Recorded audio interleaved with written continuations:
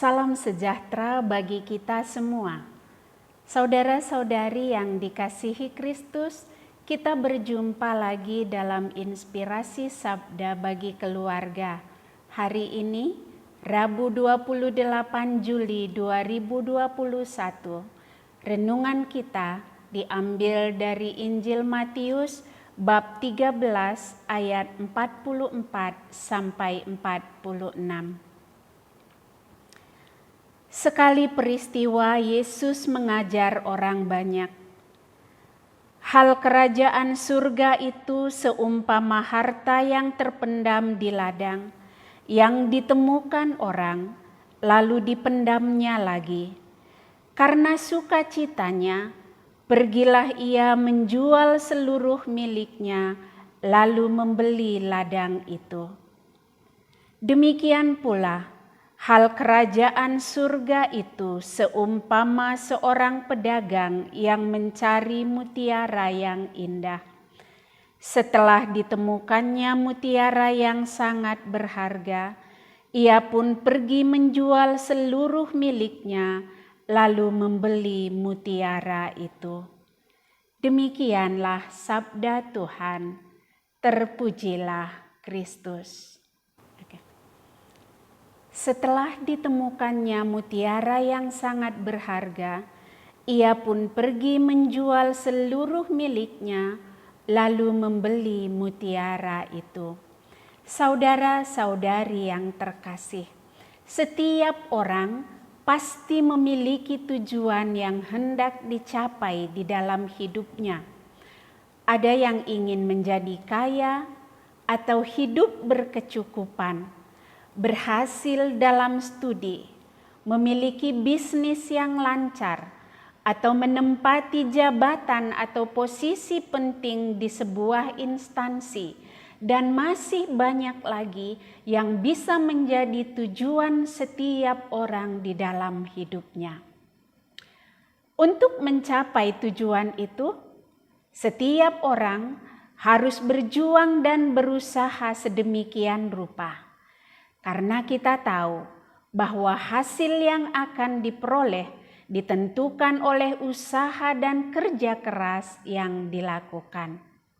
Semakin giat seseorang berusaha, semakin dekat pula ia pada tujuannya.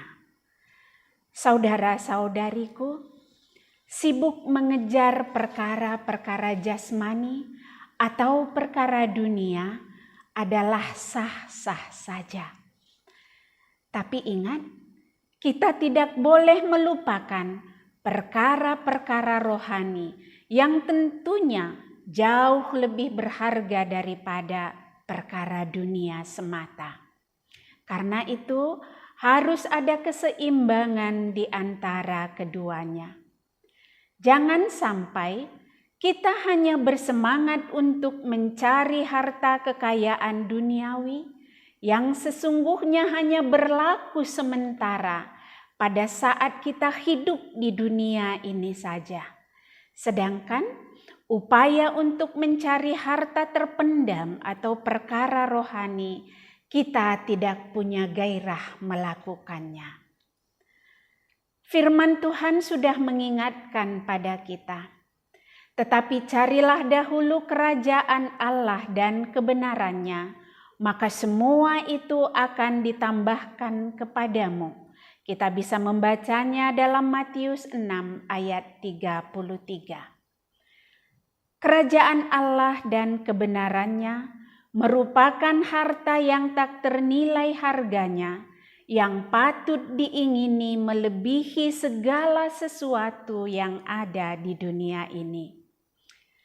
Kerajaan Allah dan kebenarannya hanya dapat kita peroleh jika kita mau membayar harga yang harus kita bayar, yaitu pengorbanan atas segala sesuatu yang dapat menghalangi kita untuk memilikinya. Seperti dikatakan di dalam perumpamaan di dalam Injil hari ini. Oleh sebab sukacitanya, pergilah ia menjual seluruh miliknya, lalu membeli ladang itu. Kata menjual seluruh miliknya berarti mengalihkan perhatian dengan segenap hati dari segala perkara yang lain. Fokus dan memusatkan seluruh hidup kepada perkara yang di atas, di mana Kristus berada. Harta yang terpendam, atau mutiara yang berharga, atau kerajaan Allah dan kebenarannya, berarti berbicara tentang takut akan Tuhan dan hikmat dari Tuhan untuk mengenal Dia lebih dalam lagi. Pertanyaan refleksi bagi kita semua. Apakah yang menjadi fokus hidup saudara saat ini? Sebagai keluarga, apakah fokus hidup keluarga kita masing-masing? Saya mau akhiri renungan ini dengan menyampaikan kesaksian dari seorang ibu yang telah menjanda di usia yang sangat muda, masih 32 tahun, ketika ia ditinggal mati oleh suaminya. Ketika suaminya meninggal dunia, meninggalkan seorang istri dan 2 orang anak yang masih kecil-kecil, ibu ini benar-benar putus asa. Ibu ini benar-benar marah akan situasi yang dihadapinya, bahkan marah kepada Tuhan, menganggap Tuhan begitu kejam dan tidak peduli kepada dia. Ia mengatakan Tuhan merampas hidupnya, sebab suaminya yang menjadi tumpuan hidupnya berselama ini diambil dari sisinya. Kejadian itu berlangsung sekian lama, sampai akhirnya ia bertemu dengan seorang ibu yang memiliki empati yang tinggi terhadap ibu ini. Ia kemudian mendampingi ibu ini. Ia menjadi konselor baginya, menjadi pembimbing rohani baginya. Ia membantu ibu ini untuk kembali mengingat janji perkawinannya dulu dan untuk fokus pada tujuan perkawinannya. Saudara-saudariku, salah satu tujuan dari perkawinan Katolik adalah kelahiran anak-anak dan pendidikannya. Nah, si ibu muda ini diingatkan oleh pembimbing rohaninya untuk fokus membimbing, mendampingi anak-anak ini yang sungguh merupakan anugerah terbesar dari Tuhan dalam hidupnya. Di awal-awal ibu ini masih tetap berontak dan melawan, membantah. Namun pada akhirnya ia benar-benar mau berdamai dengan hatinya sendiri. Ia berdamai dengan situasinya. Dan secara perlahan-lahan ia meningkatkan hidup rohaninya, hidup doanya. Dan perlahan-lahan pula hidupnya membaik.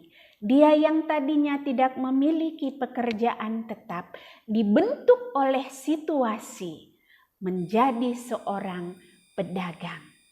Dan ia menjalaninya dengan penuh pengharapan akan kasih Tuhan. Salah satu yang menjadi sesuatu yang istimewa dari ibu ini, ia tetap tekun berdoa, tetap menjalin relasi yang baik dengan anak-anaknya. Ia tetap fokus pada tujuannya mendidik anak-anak ini secara jasmani dan rohani. Dan saudara-saudariku terkasih, saat ini kedua anak ibu itu telah berhasil menjadi orang yang berguna. Yang satu menjadi dokter, yang satu menjadi seorang guru. Dan mereka sudah menikah. Perjuangan dan pengorbanan yang sungguh panjang dan berat dijalani oleh ibu ini. Namun karena Ia setia, Ia pada akhirnya bisa mengecap buahnya. Saudara-saudariku, marilah setia. Marilah tetap komit pada komitmen hidup kita. Fokus pada tujuan kita.